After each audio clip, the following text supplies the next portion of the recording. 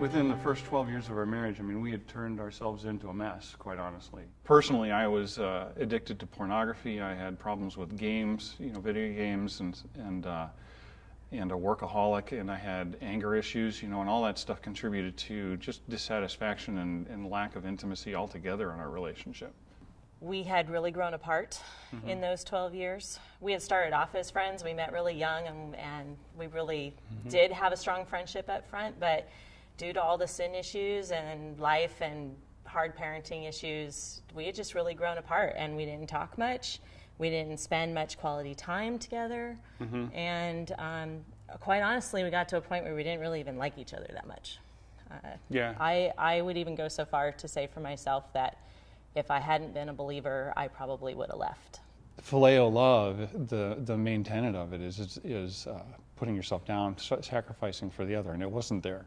I didn't have a firm understanding of what the roles were supposed to be, and I didn't have a desire even to do it if I knew. And so from those standpoints, how can you build a friendship when you're trying to get instead of trying to give? We were not bearing one another's burdens. We were not living at peace with each other. We were not forgiving each other as Christ had forgiven us, for sure. After about 12 years of marriage, we were involved in our church and went to a missions trip, a service missions trip up at Hume Lake. They based it off of Psalm 15, and and he talked about the principles of honesty, purity, and integrity that come up in that psalm. And during the midst of listening to him talk, I realized that I didn't have any of that in my life. I couldn't point in my life to one thing that honored God in my relationship and in me personally. That was a huge turning point for us in terms of we started working on things together. And Ty took me out to dinner and he said, "You can ask me any question you want to know." And at first it was super awkward. I mean, we'd sit there and we'd get into an old habit and we'd physically say, "That's the way we used to do things. We don't do it that way anymore. We do it this way." And in terms of phileo love, I think what that really did for us was it gave us the tools to have a friendship, to have a relationship. We started being able to relate to each other in a real way and a non-threatening way, and then we really started to become friends through that process.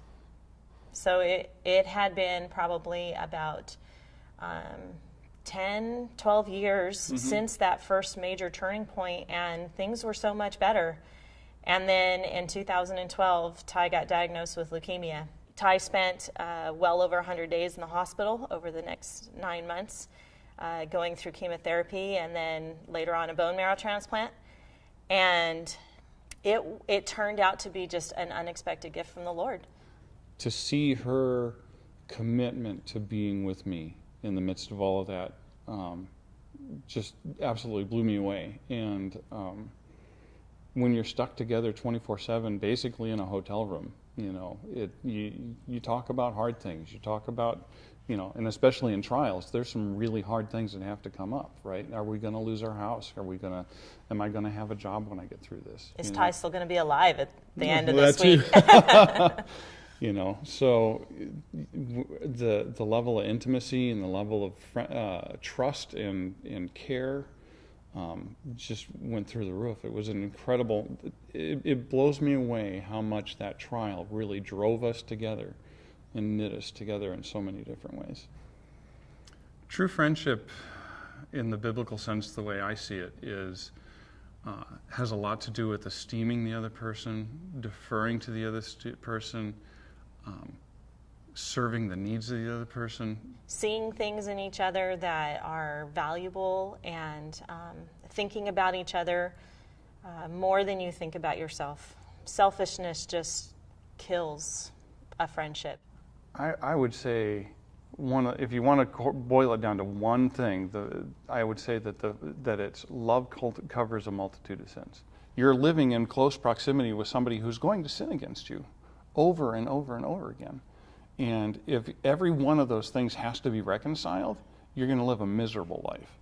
your circumstances are going to be different, your relationship's going to be different, your sin issues might be different, but God has something to teach you. He wants to make you more like Christ. He wants you to grow.